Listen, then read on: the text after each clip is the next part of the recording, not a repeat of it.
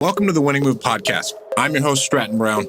I interview successful entrepreneurs from around the world to see what moves they've made in their lives to get successful and, more importantly, stay successful. I'm here to make sure you can create a better life for you and your family. Let's tune in. Welcome to the Winning Move Podcast. We got the man, Willie Numbers, in here. Willie put up crazy numbers, $7.3 million last year. Absolute crazy numbers. For those of you guys who don't know wholesale, wholesalers act like they do a whole bunch of money, but in the grand scheme of things, they do fucking seven figures. They kind of tap out. Doing $7 million in wholesale operationally is a feat in and of itself, honestly. But thank you so much for coming on, bro. Appreciate that, man. Yeah. All right, man. Tell me about you being a professional rollerblader. I was young, man. I was like 5'6". I have an older brother who's like 9 years older than me. He was a really good, aggressive inliner. He was sponsored, and I used to tag along. And then I used to do like crazy stuff as a little, like backflips and front flips. So they sponsored me when I was a little kid, and it was cool because I was the kid that would throw themselves at everything. So yeah, it was crazy. I was breaking bones and this and that, but I loved it. I enjoyed it. Well, how old were you when you got sponsored? So I skateboarded growing up, and I was like, bro, I want to be a professional skateboarder if I even played like football. And that's what I actually got good at. Yeah, I was like 6. I was only sponsored for like a year or something. I was 6 years old. Still, and I stayed with savage. it. I stayed with it throughout the years. My brother was obviously much better than me because he was 9 years older, but he was a beast. And then he went to the military, so that dream's gone. How many siblings do you have? I got one. One? Mm-hmm. Both parents in the house or one parent? One parent. One parent. How important was your upbringing into you being an entrepreneur? It was extremely important. To me, I'm first generation Cuban American. So my older brother was born in Cuba. I was born here. So it was kind of like I am the break of culture, I guess. Spanish is my first language. I grew up in Venezuela because my parents were living there at the time before they split. So they went from Cuba to Venezuela, but hardworking people, man, they lived in communism, left that, went to Venezuela, started from scratch, built a couple businesses there. Communism hit there. They got divorced, came over here, started again. So I didn't grow up with a lot of money. All I grew up with was an extremely hard work ethic. Single mom, single grandmother, older brother. And it was just, if you want something, get your shit together and go get it. That was it. So growing up, so you went into college for derivatives trading. What were you doing in high school? And I want to know what you did in high school. And then when you got to college, I'm going to go be in fucking banking. Yeah. So I did, we could curse on this, right? That's cool. Oh yeah. Dope. I love it. All right. So yeah, man, in high school, I was a knucklehead, dude. I was getting into a lot of trouble. I wrestled, did this, did that. My grades were not the best. I graduated. I went to community college, and I decided to make it like a challenge to become, go to a top end school and then graduate top of my class. So I did that.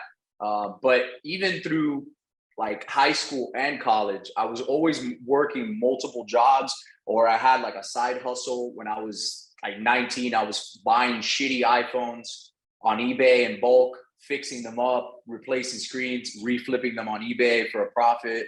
I was doing that. I was buying and selling cars, used cars. I was dating a girl back in high school whose dad owns one of the largest towing companies in South Florida. So on the weekends, I would go there and he would have scrap cars. I would sell those. I would flip like 18-wheelers that he had repossessed and shit. So I was always doing something, one way or another.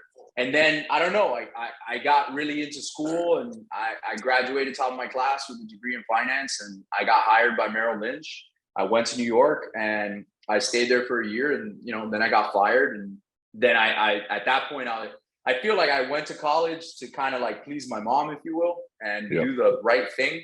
And then I got fired, and I was like, well, the universe has spoken. I'm never doing this shit again. And, I went and heard a podcast, and I got started in real estate. So, and then before real estate, I was doing diabetic testing strips when I was fired from Merrill Lynch. So I was putting out bandit signs to buy diabetic testing strip because a buddy of mine was in that business at the time. And that's where I heard a podcast to pretty much do the same thing, but in real estate.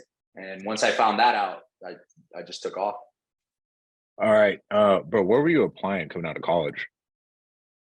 Like, what Where? were you applying? Yeah, like, were you like applying actively for like trading jobs or what?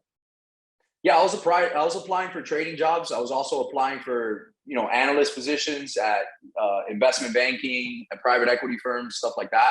I went to FIU in Miami, so it wasn't. Now it has a much better finance program, but at the time, I was like the first. It was the first year that Merrill ever came out to FIU. So I got recruited, and I just imagined all the energy that I have now. I had the same amount of energy, but I was younger.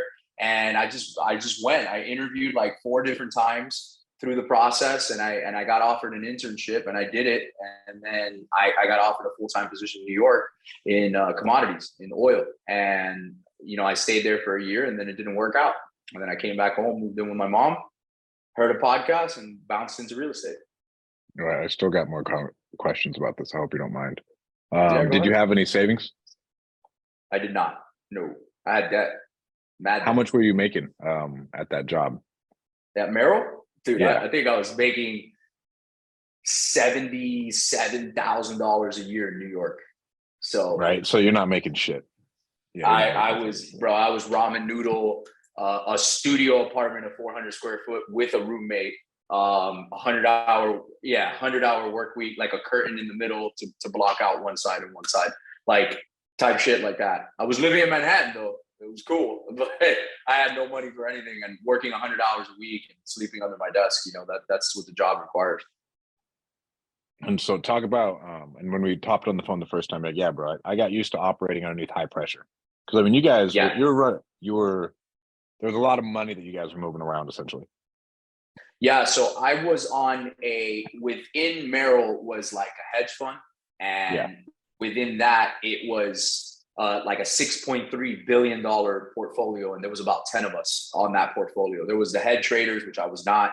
I was the lowest man on the totem pole, but I was an analyst and I went into a trader eventually. But yeah, it was a lot of, I would margin. I remember the first time I ever, like, my mind was expanded forever.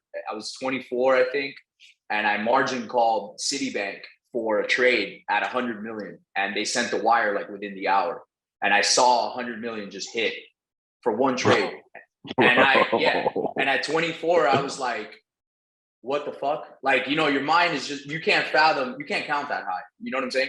And I just, that was the real first moment in my life where I was like, dude, there's like a lot of fucking money in this world. And that's not a lot of money to them either. And a $3 billion fund, like $100 million, that was nothing. Is like nothing.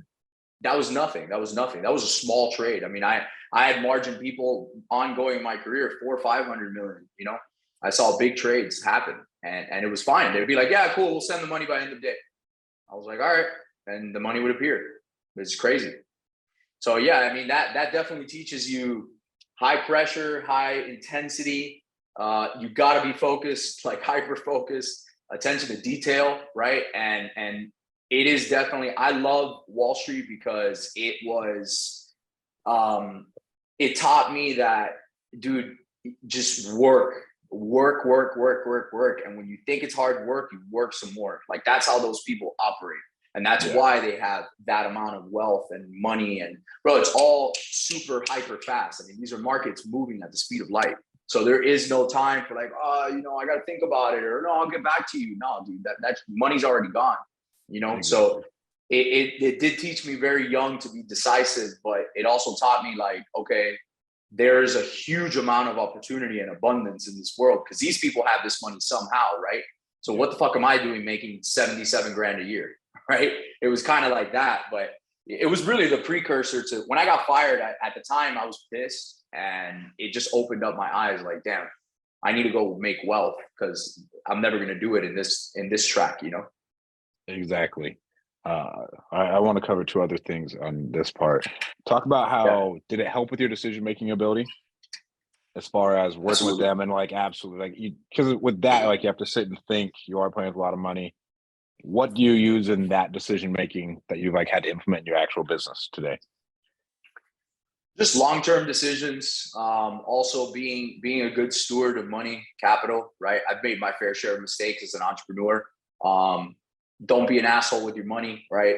I think a lot of people in the last 2 years, right, have made an obscene amount of money, myself included, right? We've been the beneficiaries of the whole COVID situation in real estate, but now the party's over in that regard, right? So it became really easy for a lot of people to make a lot of money in this business. And, you know, a lot of more people should have saved and should have been ready to pivot. Yeah. 6-7 months ago, I do not have a crystal ball, but 6-7 months ago, you know, I was still tuned into the financial markets, and, you know, I decided to start leaning out the operation, changing stuff around, putting capital aside, you know, being very conservative with rehabs and all those figures and stuff like that. So, you know, those kinds of decision making come from that corporate America background. And I say whatever you want. There's a lot of bad things about corporate America, but they do know how to run a fucking tight ship. So Exactly. that's something that I brought into this world, right? Well, and a lot of people, especially in the wholesale space, like, because bro, I never worked like a corporate job, and I'm not the organized person, right? I'm just like fucking flying. All right, let's get it done, and then you hire on someone who's organized, essentially, right? You hire an operator, integrator. So it's really good to have. I think Tiffany High's done really well with it too, to where Tiff had a corporate background and she's taken that and helped her and Josh structure their company really well.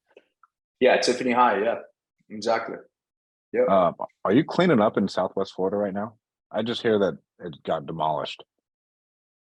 What do you mean? You mean like, are you guys doing a storm? lot of deals out there? Yeah. Oh, yeah. So we actually just bought 2 houses yesterday in Fort Myers. But yeah, I mean, as soon as the hurricane hit, I mean, we were there. We were already marketing in Lee County, but we just doubled and tripled down on it. So we're buying a lot of sub twos over there. We're doing assignment of benefits for the insurance companies and stuff like that. But yeah, we are. I mean, I wouldn't say that we're cleaning up like, you know, 100 houses or something like that. But yeah, we're doing well. We're doing well. We're still doing deals in South Florida too. Explain assignment of benefits. So are you taking their insurance money? Like, you get the insurance money and the house, or are they keeping the insurance money? I'm getting a much lower price on the house, and they're keeping the insurance benefits. Correct. Which I feel is what's fair anyway. These people just got rocked, and this is all they have, you know? Oh yeah. But everything's different. You know, we structured a subject to deal yesterday, which was awesome. We bought this house. It's probably worth ARV 260. They owe 130, and we bought the sub 2 for $7,500 up front. Oh hell yeah. We're gonna take that and, you know, and do a great deal with it. So, you know, I like creative deals like that. That's something that I gathered from Merrill too, right? Creative deal financing and creative deal structuring. That's what it's all about, right? That's what finance at a high level really is. That's what they do. You know, structured mortgages, structured everything, right? And you start to see how wealthy people operate. Exactly. How many do you own? Any rentals? Are you pushing into rentals? So we built up a portfolio to 27 doors, and then at the height of COVID, we liquidated everything because we needed capital for our wholesale and fix and flip because it was growing so fast. You know, last year we did 7.3, so we allocated that capital there. So right now, I think I own like 2 doors. That's it. Was that money pretty much all allocated towards marketing? What type of staff were you hiring? Was it like an operator? So what did that look like? It was to hire, it was to take down more properties. It was to double and triple down on marketing. So we did that. It required a lot of capital. So we deployed probably north of $1 million within, I don't know, I would say probably an 8-month span, maybe 7-month span. Yeah. So we were pretty fast on it. But again, we ran with it. You know, I didn't predict that it was going to end, or that interest rates and all this crazy shit that's going on right now. But I looked at it and I was like, dude, I'm selling houses in the hood for $400,000 right now. Like, we got to take advantage of this as much as we possibly can and hammer down, because someday it's not going to be possible. And that someday has come. You know, the rates have changed. Affordability has been removed from the market. So it's a new market. It's a different time. 100%. What type of marketing are you doing? Are you doing like PPC? Are you doing cold call? Like, what is, generally everybody has like a bread and butter. Direct mail, cold calling, and texting. That's what we do. What do you use to text? Launch Control. Yeah, Launch is still the only one that I've used that still works. I love Launch Control. I love it. I run like, I think we run like 3 or 4 accounts. We're doing about 7,000 texts a day, inbound and outbound. So we're pretty high volume operation, obviously. Yeah. Bro, back in the day, were you sending just thousands and thousands of texts a day? Were you ever on Roar at all? I used to be on Roar. Yeah, I rode Roar for like a year and a half. Yeah, yeah, yeah. We did Roar. Yeah, we did Roar for a while. Roar was great, and then it just stopped really working the way that it used to. But the carriers took care of it. You know what I'm saying? It's like anything, bro. You got to take it with a grain of salt. I mean, you have your classic marketing, like direct mail and stuff, that'll always be there, right? PPC is, it's ever changing, but it's the same format. And then you got things like RBMs, man. Like I started in 2017. When late 2018, when RBMs became a thing, dude, we killed it with RBMs. Like we absolutely killed it. And there was no repercussions. Then all of a sudden. Now you guys get sued, right? Florida is like illegal. Yeah. Oh yeah, it's bad. There was a lawsuit here for 100 mil. So, a big insurance company. But yeah, you ride with it, you make as much as you can, you do what you can, and then eventually it doesn't work anymore, you move on to something new. Right. Are you doing any type of new marketing? Because I've been thinking like, what would be the next new thing? Because it wouldn't be texting, it won't be cold calling, it won't be RVM. Like, I don't know anything else that could be done that would be like a new age marketing, because texting was like the last new wave that actually was new. I don't see anything else coming. I mean, we're doing like forms of retargeting. I would say pixelating people from like direct mail to texting to online ads to, stuff like that. Just getting super dialed. Yeah. You can list stack and stuff like that. You can be very specific. Peter, Mark, COO, Peter Akart, he's a stud. I'm good friends with him, and we're always bouncing back and forth what we can do, and what's working over here, what's not working over there. So, exactly. So you started 2017. Let's talk about. I remember you telling me about that conversation with your mom. Now she was not having it. Tell me about that. Tell me how you navigated that for all these other people who have to deal with that same conversation. I'll tell you exactly how that went down. So Cuban mom, her thing was, wow, you're going to come to America, you're going to go to school, and you're going to live the American dream. So when I got fired and came back home, she's like, well, what are you going to do? She's like, I'm sure you could have a job at any other bank, because I had experience already, which I could have, I could have been at a hedge fund or something. And I told her, I was like, Mom, I'm going to be putting out these bandit signs, and people are going to call me and sell me their houses. And she was like, get the fuck out of here. She was like, you are nuts. And I was like, no, Mom, I swear, you just got to trust me. And she did, man. To her credit, she's like, listen, if you're going to do it, you better fucking do it. And you better, you better figure it out. So it was always hard work in my household. And dude, I navigated that conversation by I was not going to be deterred. And I told her, I was like, I'm meant for something bigger than this shit. You did not travel 2 different countries, this being a third, for me to go and be in a fucking cubicle. Like it was clear to me. I'm like, you didn't do all that work for me to do this shit. And if I do this kind of career, I'm never going to be able to retire. I'm never going to be able to buy you a house. It's just not going to happen.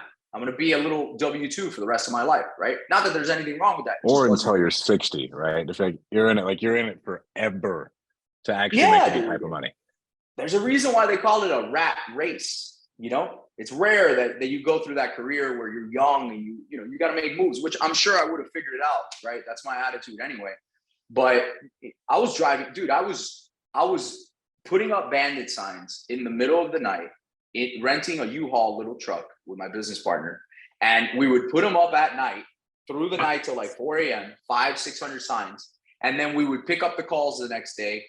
4 diabetic testing strip. We would also put up the I buy houses signs, right? When we were transitioning. And then I would drive Uber at night and hope that none of my friends would see me driving this Uber just to make money so I could, survive and shit while doing other things like odd jobs and stuff like that. It didn't matter, And I think people that get into this or anything, they want some sort of little secret sauce or pill or whatever.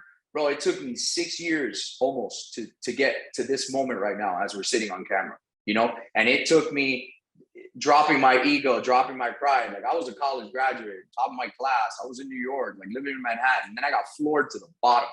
And it was like, all right, well, I'm putting out bandit signs in the fucking rain now. And I'm hoping that this pans out while driving Uber just to make ends meet, but I did that. And then cold calling during the day and getting told, to fuck off. So there's a lot of rejection, man. It was a very gritty thing.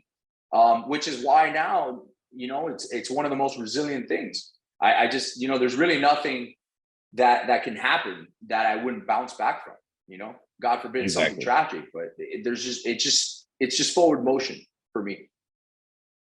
Well, you have the skills now too, isn't the other thing that nobody really understands. Like you have the skills and you already have the know-how. If everything falls apart, bro, it'll take you, like, let's say it takes you a year and that's just building up more capital. But even if you take so Jeff Bezos could fuck everything off. He still has enough of a brand where he could go raise all the money again and just go start another company, right? Same thing with Elon Musk. And he still has all the skill set. So like, it's not like anything really would change. Yeah. And that's where you start to see the more money. And one interesting thing is the more money I've made and the more successful I've been, the more money gets thrown at me, the more opportunity gets thrown at me, and the less of my own capital I have to do or I have to put up. And also, you know, on the flip side of that coin is the more that you do and the more deals, the more experience that you have, the more confidence that you build in yourself. So you know, right now, this recession, whatever the fuck you want to call it, you know, everybody and their mother is running for the freaking hills with their hair on fire, right?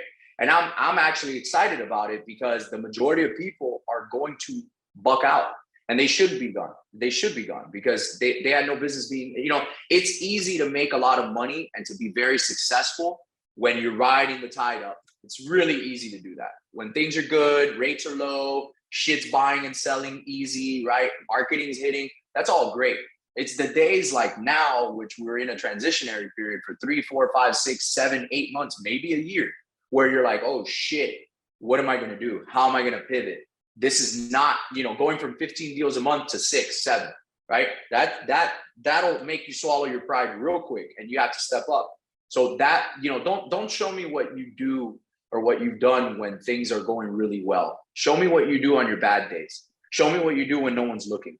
Show me what you do when you're tired, when you're hungry, you know, when you're you just want to lazy out, when you're fearful. Show me what you do then. That's more important to me, you know? Oh, hands down, bro. One of the best quotes I've ever heard is when you're tired, you're a coward, so you can never be tired. Like you need to always train to be the best. So that way, I mean, because everybody taps out eventually, right? But you got to prepare yourself so you never get there. And then one thing I always, and I love your mentality about it, bro. I always just tell myself, bro, you're built for this shit. Other people aren't built for this. Like I'm built for this shit. Dude, look, I'm a big fan of Navy SEALs, right? My older brother was in the military. He wasn't a SEAL, but he was in the military. And I'm a big fan of Navy SEALs and their mindset. And I've had the pleasure of meeting a few of them at some mastermind events because they've come in as a consultant and to, you know, train on mindset. And there's one expression that they say, which is you could quit any day, just not today. You could quit tomorrow. You're just not going to quit today. And that's their mentality every fucking day. And another thing they say is no easy day. And they make a joke about it because it's not. And these guys aren't playing with money. These guys are playing with their lives, you know? So if you could just, bro, everything, I was just talking about it with somebody yesterday, everything that you need is in between your 2 ears, you know what I'm saying? Yep. And it could be the greatest, you know, adversary that you have or the greatest companion that you have. It's on you to especially in times like this, where that fear is trying to creep in every day and it's knocking on the door. And the second that you crack the door open, that shit's in, and then you're fucked. So the name of the game is keeping that shit out and just staying mobile. Like that's what I do. But like the days that I wake up tired, my brain is already trained to be like, get the fuck up and go to the gym. I know it's going to suck. I know you're sore. I know you're tired. I know you're hungry. You're going to fast through it and you're going to work out at the gym because you control your body, not the other way around. And you say where your mind goes, you know? And I think that's very, very important to any degree of success or where you want to get to in life. And every level, by the way, what I've learned requires a different version of you. A different person. You know, what got you out of Rome won't necessarily get you into the promised land. And that's a fact. Because what it took us to get to 1 million, that first $1 million year was a ton of shit. And then that million to 2 to 3 to 4 to 5 to 6 to 7, totally different versions of a team, totally different versions of running a business, totally different versions of you as a CEO, as an operator, completely. and everything is different every million along the way, you know? And people think that problems, you know, somebody was telling me the other day, they're like a two-man band, and they were talking about, oh, this is hard. And I go, listen, it's not hard when you're two people. When you're two people, it's much easier. You can pivot like that. Your mistakes are this big, You don't have so to don't move make shit. a bunch of them. Yeah, No, you don't have to move if I anything. make a mistake, it's a couple $100,000 mistake. It's a 20-person team mistake. I got to move shit through a 20-person team to get everybody on the same page. Like if I want to change an SOP, it's a lot of movement, you know? With you, when you're two people, just fucking go. Go. We're just doing it different now. We're just doing it different. Nothing. Like, because it's in your head anyways. You aren't training anybody, nothing. Correct. Yeah. And a lot of people, bro, they don't understand. I feel like social media has portrayed entrepreneurship a little bit differently, to where it's like easy once you like start getting successful. To where in all reality, if you're pushing, bro, there's always more problems, right? And then you're always and the problems are just bigger. pushing to get to that next level, right? And so I mean, you're still solving problems. It's a higher quality problem. That like I wouldn't trade my problems today for the problems I had 3 years ago. No. You know, it's a very different class of problem. And again, I look at them as challenges. I don't even look at them as problems. I look at them as like a little Rubik's cube that I got to figure out and move on to the next thing. You know, I think that social media, like you're saying, there's a fallacy where like this shit stops at some point. Like, oh, if I make $1 million a year, like, right. Well, that's kind of what I thought at the beginning. That's what I thought at the beginning. I was like, oh, I'll make $1 million and it'll all be over. Yeah. I didn't know what was going to happen. Yeah. And then you get to the million and then you're like, oh shit, my tax bill's a lot higher. Oh shit, my expenses are a lot higher. Oh shit, I gotta keep this machine going. And then you get to 2, and then it's a bigger old shit. And then you get to 3. And then, you know, by that one, you're already like, okay, all right, I get it. The next one is gonna be a bigger problem. You know, you don't think Jeff Bezos has problems? You don't think Elon Musk has problems? Fuck yeah. They just have a lot more zeros attached to them. That's the only difference with their problems. Way bigger problems. But it's not like, you know, like that version of Jeff Bezos to get to $1 billion valuation and the one to get to $100 billion valuation, there's 100 different versions of him that got him there, you know, and anybody else in that regard. 100%. We'll pivot here a little bit, bro. What are you doing to grow as a leader? Because I found that there's 3 skills we need in order to grow a company, and it's any company. It's sales, marketing, and leadership are the only 3 things you really need. If I can market my ass off, hire on some salesmen, I have enough money to hire on an operator, in my personal opinion. But I still need to be able to lead the entire company. And so like leadership and marketing are like, to me, like almost hand in hand. What have you done to like grow as a leader and start to like actually go from 2-man team to 20-man team? Because that's something I hear nobody talking about in this space. Because essentially it's a sales organization, dude. Like you're really like leading a bunch of salesmen.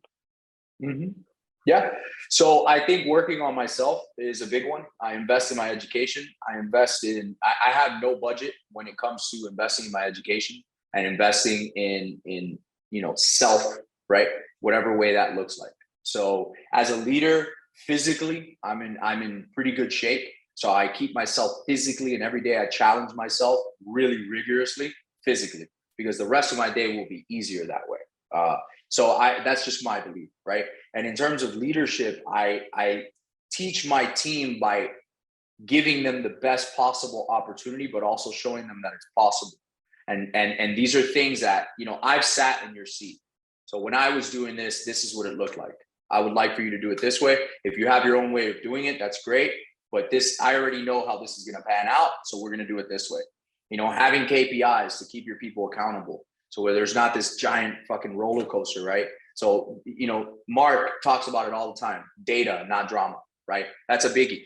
I rely heavily on data, not drama. Right now, everything that's going on in the market, a lot of drama, you know, not a lot of data behind it. There's a lot of drama. So there's a lot of noise, right? But what can you do? There's something in the data to lead your team to making better decisions, right? And I think that executive leadership is being there, being present, showing what's possible, rewarding your team, firing people that do not belong. As a leader, one of the most important things you can do is eliminate people from your team that are clouding the rest of the team. Like they're like a cancer. I see it no different. If there's a cancer in your organization, you cut it out. If you had cancer in your body, you would hope that the surgeon could cut it out. There's no different. And you'd be shocked at, as a leader, it's also having the right ass in the right seat, right? I've had a lot of people that aren't performing on my team and I get frustrated, but you swap them to a different seat and now all of a sudden their performance skyrockets because they were in the wrong seat. You might have the right person in the wrong seat. So it's really evaluating that, having SOPs from a leadership perspective, right? What's expected from everybody, accountability, etc. So I think, I probably answered like 6 different things there, but that's what I've learned, right? I like to learn from other leaders, like people higher up than me, right? That they have bigger organizations or better organizations or a way that they do things. I take a lot of pride in doing that. And as a leader, as a visionary or CEO of a company, one of the most important roles that you have that most people don't talk about is creating relationships, whether it's short-term or long-term. Yeah. And you have to what that means in practice is put yourself in the right room to learn from other people and to garner better relationships, whether it be a vendor or a partner, or to learn something else from somebody else that's doing better than me in business for the time being. So creating those relationships, dude, that's amazing. That's the power of a mastermind, right? That's the power of those kinds of groups. I spend north of at least 100K a year in masterminds, right? And a lot of people look at that and they're like, dude, that's a lot of money. That's a big expense. And I'm like, well, that's because you're looking at it wrong. It's not an expense, it's an investment. Those masterminds probably make me an extra 7 figures a year. So what's the return on that, right? That's 1,000% return. How can I spend more? Yeah, that's exactly how I look at it. I'm like, what rooms can I get into? Can I buy into those rooms? What can I do? Who can I talk to? Who can I, and then it's kind of like a sphere of influence where you're like, all right, now my sphere is here. When I started out in business, my sphere was like a drop. It was like a period on the end of a sentence. That was my sphere of influence. But what you have there is hustle, integrity, and grit. Great. So you got sweat equity. Then your sphere becomes like this, then it's like this, it's like this, it's like that, then it's like this, it's like that, and it grows and it grows and it grows and it grows and it grows. So, the better that you do and the more successful that you are, not just money, because money is usually the last indicator, but your sphere of influence grows. And from that, new opportunities come on board. You see the world from a different place. And, I used to think like, oh man, we're running a multi-7-figure operation. Then I met an operator that was doing 30 million a year. And I'm like, all right, well, fuck. What I'm doing is cute. That's 1/4 for him. Right. So those rooms give you perspective to where you are. You're usually doing better than what you think you are, but you're not doing as good as you really think you are. So it's kind of a dance there, if you will. Exactly. That's a great way to put it. How are you setting culture in your company? How am I setting culture in my company? Transparency is a big one. Moving towards a goal together, right? Making sure that everybody has the core values, right? And what they're doing. Asking my team, my employees, what are you doing this for? What's your why, right? Centering it around them rather than, hey, we're here to make us a bunch of fucking money. That's only going to work for so far, right? If you get down to people's why, I firmly believe that you can get a lot more out of them. So yeah, it's a culture based around why are we doing this and who are we trying to help and what problems are we trying to solve, together, collectively. Exactly. Do you use PI? Yeah, I love predictive index. Yeah. What's been the best PI trait for your sales reps? The best PI trait, dude. What's their personality type? Is it Mavericks? Because everybody says Mavericks, but I'm a Maverick. Nah, I don't like Mavericks. No offense. I would say Captain is probably a good one. A Maverick is more like a business operator, like an entrepreneur. That's more of that. Now, I've hired Mavericks and I've had great sales out of Mavericks, but eventually, like the jet, they fly away. Yeah. Like Maverick himself, he flies away in an F-18. And it's cool. You want them to go out and the older I get, I'm like, damn, I wish they would say, but good for them. I've had people come to my organization that have gone out and built very successful lives for themselves. So I think that I don't look at it as a down anymore. I look at it as a testament to like, damn, okay, well, I must have done something right? If that person is going in that direction. So I look at it as a compliment if somebody leaves and creates something good for themselves. Have you ever hired on an entrepreneur and it's gone well? I refuse to hire on people who used to be entrepreneurs. No, I have hired them. It has not gone well. No. Eventually, You have frustrated entrepreneurs that couldn't hack it, and they think that they're entrepreneurs, but the reality is they're an intrapreneur. They're not an entrepreneur, but there's a big difference there. So, a true entrepreneur, in my opinion, is a person that if they fail at something, they're going to go do something else. If they fail at that, they're going to go build something else. If they fail at that, they're going to go build something else. And they'll do that continuously like a mad person until they get it right. And then, their threshold for pain, their threshold for risk is very, very high, very high.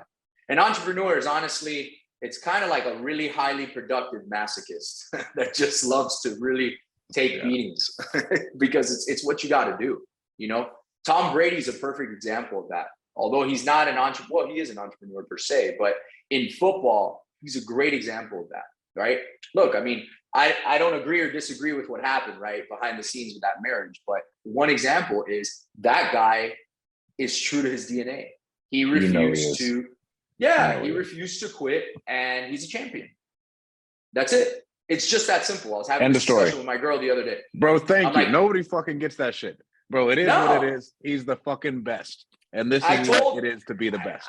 I told my girl that, and well, I get it, but he made a promise like 10 years ago. And I was like, listen, the promise that he made 10 years ago, he started to grow and grow and grow and become the GOAT. And then he's like, that guy did not, I understand him perfectly. He did not want to be on a beach at 45 where it's too late and he can't come back in, and said, damn, I have one more fucking good year left in me, but I can't go back and play. He wanted to really make sure that he left it all on the field, and it wasn't understood. And I get her perspective too, right? It's not 100%. Fair to her. Not fair to her. If she's unhappy, she's got to go. But that dude, all he did was say, hey, I'm a football player. I'm the greatest of all time. I still got some shit left in the tank. I'm staying here. You want to go, you can go, but I'm staying here. I love what I do. And I think that that's commendable. I wish more people were like that. A lot of people sell out their dreams for other people, man. Well, and bro, think about, like Michael Jordan, I think plays like 36 holes of golf a day. Like if it comes to winning, bro, you are obsessive. Like Kobe Bryant went from one of the hardest workers in basketball to being like a world-class video maker, whatever it was, right? Writing books and everything else and going balls to the wall. Like it's not like number one, it can turn off or anything else. I think he actually won an Oscar posthumously, didn't he? Yeah. For one of his shorts or something. Exactly. It was impressive. But like in my personal opinion, it would have still happened because Tom would have found a new hobby and he would have been like, all right, I'm going to be the GOAT and it is going to consume me, because that is what great people do. Yeah. And dude, look, very misunderstood people. I've had back and forths with my girl, and we definitely understand each other a lot more now. But, she's like, hey, like your mind is always somewhere else. And I'm working on that to be more present while I'm at home and stuff like that, because it really isn't fair to her. But dude, from the moment I get up in the morning, I literally have one fucking speed. There's no toggle button on my shit. It's like the controller's broken. It's just like the Madden turbo button is just like the hit stick is just going. I don't have any other speed. And for us, it was a little difficult because she gets up, she does her thing. She has her coffee or her tea. And she's like rising up. I'm like, swoop, right out the fucking door. I'm like, I'm out. I get my can of Celsius and I'm out. And I'm at the gym. And then I fucking bang out the next part of my day, right? So I think, you start, for a long time, this is part of my message. And, I'm in the education space now too. And one of the messages that I would like to get out there is that don't suppress who you are. Meaning, for a long time, I suppressed who I was, like my DNA right now. Like, as you can see, I'm fiery. I got a lot of energy, right? And I'm go. For a long time, I tried to suppress that and try to justify or understand, well, why is this way? Well, maybe I'm going too hard, then you start letting society kind of like dictate how you are, how you should be. Do I work too much? Is it a workaholic? Right? All that bullshit, like terms that are made up, really. But I would like for people to just be. I stopped trying to understand why am I this way. It doesn't matter. I am that way. It's a gift. Use it that way. It's the greatest gift, bro. Nobody else gets these gifts. Like my son, the other day, I haven't even talked to anybody about this yet. My teacher comes down out of my son's teacher comes out of his class and is like, "Hey, we didn't talk." My son's 5. She was like, "I think he has ADHD." I was like, "Oh, he fucking for sure has it."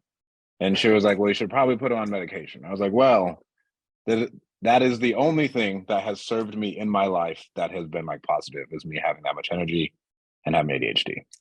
Right? I mean, it's a gift. It is a gift. It is a gift. And I don't know whether I have ADHD or not, but if I venture to say I probably do, I don't know. But dude, it's a gift to get up every day and feel insatiable about a business or about learning or about progressing or about fitness or about anything. Anything I step into, like my relationship, I want to have the best fucking relationship. Like I'm competitive even about that. I'm like, I want to have the best fucking relationship. Like we cannot fail at this. Like we want to be the best at this. And whatever it is, like, when I got into the education space, I'm targeting, I'm trying to serve the Hispanic community and English, right? Because I'm bilingual. And immediately I looked at the scope and I found, one guy that was really doing it. And I was like, I'm going to whoop this guy's ass. Like that was my initial thought. And it wasn't anything against him. He's a great dude, but I'm like, I'm going in. I'm going in because I want to be the best, because I know if I am the best, I can deliver the best value for people, period. Me being subpar at anything won't get me shit. It's not going to help my family, and it's not going to help anybody around me. And it's certainly not going to change the world, period. Bro, I fucking love it. I had another one where we at. Have you read Tim Grover's books yet? I'm sure you have. Of course. Yeah. I have them on my kitchen counter. I literally have them like in the back. I have the hard copy. Yeah. Right. For those of you who don't know who he is and you resonate with this conversation, go look up his books. It'll explain a lot about yourself. Tim Grover, Relentless, and then Tim Grover, Winning. Winning is a great book. Relentless they're both great books. But once I read that book, I was like, oh shit, I get it. I was like, yeah, I'm not that crazy. I was like, yo, if Kobe, Wade, and Jordan were like this, I was like, all right, I'm good.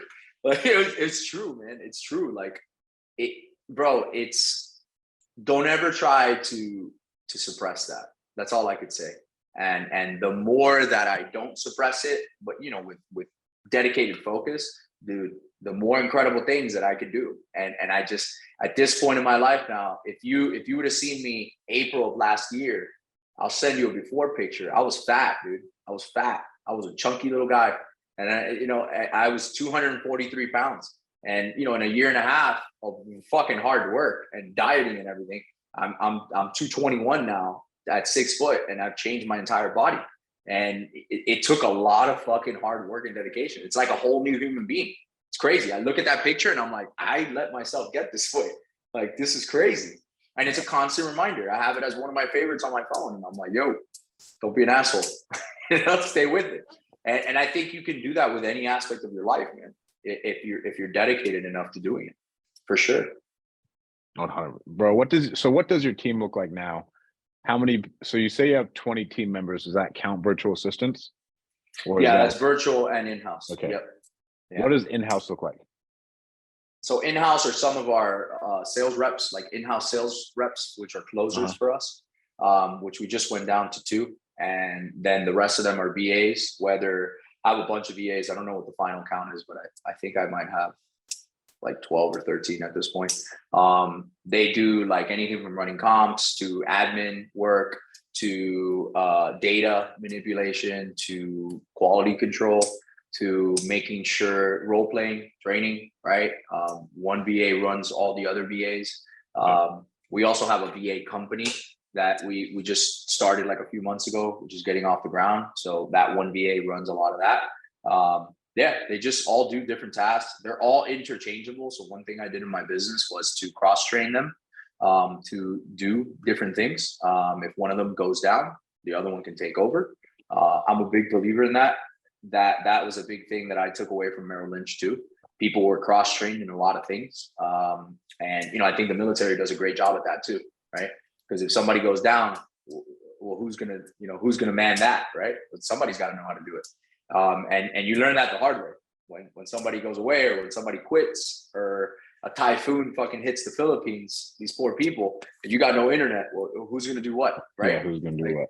Who, Exactly. as something as simple as, hey, I got a hot seller lead, I need to send a contract. Well, she's not available, so nobody else knows how to send the contract. Like, seriously, nobody else knows how to send the DocuSign. Okay, great. Well, we just got fucked on a deal. Nice. There's a $30,000 mistake, right? Yeah. So, or running comps. I have a VA that literally 2 VAs that all they do is run comps for our team. And Does your because sales reps don't do any of that? They just worry about just negotiating. That's not their job. That's not their job. Their job is not to, I firmly believe that your sales rep, what's their job? Their job is to close deals. Their job is to get ink to paper or electronically get ink to paper, right? That's not their job. And if you do the math, running 30, 40 comps a day, dude, you're smoking hours a day of revenue generating activity. That is a non-RGA. Make no mistake about it. It's very important. Does my team understand comps? Of course. Do my sales guys understand numbers, ARVs, rehab? Of course, they understand that. They know how to run their comps, but that's not their job. They don't do it. The VA serves up that lead with their comps, value add, rents, this estimate, the ARV, the comps, everything's laid out there. So they can have a more educated conversation and they can focus on what they're supposed to be doing, which is selling. Do they know rehab costs or anything else? Or is it like, does the VA just handle all that? And then the sales rep's like, hey, here's my number. Here's what our financial team said. No, they understand rehab costs and they certainly do, like from being in the business, and we've taught them too. But yeah, the VA handles most of that. That is awesome. Yeah. Yeah. Dispo, do you do Dispo, guys? Like, how does that work for you? I have a Dispo manager who's also an in-house realtor, which is pretty cool because he could do novations, he could do our fix and flips on the rehab side, and then they can do the assignments and the wholesale side too. So I have one Dispo guy, and then he has a Dispo VA that assists him, finding buyers, scraping the list, calling buyers, uploading to Investor Lift, uploading to the MLS, scheduling showings, etc. So again, the Dispo guy can focus on selling the deal. That's exactly. it. He's very proficient in every other thing, but his job is to sell the deal. That's it. Is he super B2B, like hardcore closer sales? No, he's not. I wouldn't call him a hard sell, like a hard closer. I wouldn't. Okay. He's a good salesman. He has more of like a negative approach. It's like, I guess this isn't the one for you, that kind of thing. Yeah. But he's not like in your face, like, yo, right now. Like, no, he can be if he needs to be, but that's not his style. And I actually like his style very much. He gets it done. He's also a really hard worker, and he will go out of his way to like go have a conversation with the seller and get a reduction. Like he will go do that. Yeah. And that's the hard one. That's the hard conversation right there. Nobody wants to have that. Yeah. And that's proactive. That's not because he was asked to. That's proactive. So that's rare. When you find that, you must reward that. That's something that I had the wrong ass in the right seat before that. I had a really good disposition manager, great kid, love him, but it just wasn't working out. He wasn't going to drive the way that this gentleman is. It's different. And then immediately, as soon as that ass got in that seat, took off. It was just easy. And that's what you see. Like when you put the right person in the right seat, right away, you almost see an immediate jump and you're like, oh shit, I didn't even know. And then you thought it was a lot of other things, but you're like, no, it was the wrong person. This is the one. Yeah. Yeah. How do you have those conversations, and when do you know that they're not a fit? Because like as people grow now, there's not a lot of information on this, like as far as like hiring, firing, culture building, leadership, picking the right people, putting an ass in the right seat. Like when do you know? When do you feel it? Is it KPI tracking? Because a lot of it is and a lot of it isn't. I'm going to simplify it so dumbed down for you. It's crazy. And this is literally how my decision making comes into play. Does the KPI have to do with it? Of course. We track performance. We're not just going to fire somebody unless it's just like blatant, like, okay, this is not a culture fit. This dude is, or this girl is just like venomous. Kick them out. That's easy. apart from the KPIs and all that, if I have to have a conversation about this individual more than 3 times and it's a problem, I'm firing. 9 out of 10 times I'm fired. And it's not like, oh, they made a mistake. No, I'm not talking about that. But if I have to continuously repeat the same thing or have a conversation or something's off, and now I've spoken to them, to my business partner 3, 4 times, it's a problem. And, PI captures a lot of that on the front end, but it doesn't catch everything, right? Yep. It's a test anyway. It's standardized, whatever way you cut it. But yeah, 3 times, 3 strikes and you're out, man. And dude, when it comes to firing, and I actually learned this from Mark, hire fast, fire faster. Yep. That's my philosophy. I don't waste a lot of time, and I don't do that. It's not because I don't care about people or I'm inhumane. It's just you're just not the right fit. And I think you can train people, and of course it's your job as a leader to help and provide the guidance as much as possible to help them grow and get better. But I also think that at a certain point it's just like, I'm doing you a disservice as the owner by keeping you around when you could be doing something else and you're better than it. You know what I mean? I'm keeping you here. You don't belong here. You're not happy here. Clearly, your performance speaks for itself, and you're hurting the company. So, yep, you're hurting the collective. Yeah, you're hurting the collective. The collective is what matters. Talk about your education company, bro. Yeah. So what I'm doing is I got into education. So I made the first course, full-blown course to wholesaling in English and Spanish. I did an English one and a Spanish version, fully in both languages, separate. And what we're doing is we are building a community of, what I would like to call is myself as a real operator coming in with real world experience. And I'm still operating my business to a very high level. And I can teach from that seat. I don't have to teach from not knocking on anybody, but, oh, hey, this is what worked for me in 2018. It's a whole new world, bro. We're in 2022, right? So I'm teaching from real world, real time. And obviously I plan on fully servicing the Hispanic community and building a very, very, very big community of Hispanic, Latino, whatever you want to call it, students and deal makers, which that is a very underserved market. And they're very competent people that they might not understand, English might not be their first language, right? So they can learn this business, but they're not getting it 100% because that's not their first language. So there's that lack of confidence there. But if they hear it in Spanish and they can be taught in Spanish, bro, they can take off. These are extremely competent, extremely smart people. And there's a lot of capital in that world too. So I want to create a platform for capital raising and for Hispanic and Latinos and people in English too. Of course, I'm not discriminating, but to put money in deals and to do deals collectively together, right? If you look at the education space in the real estate world, and I'm good friends with a lot of these people, right? But let's not kid ourselves. It's usually an old white dude. It's an older white dude who's teaching this. Not that there's anything wrong with that, but one of my good friends, Max Maxwell, he's Black, and he hit the nail on the head with the African American community in terms of educating.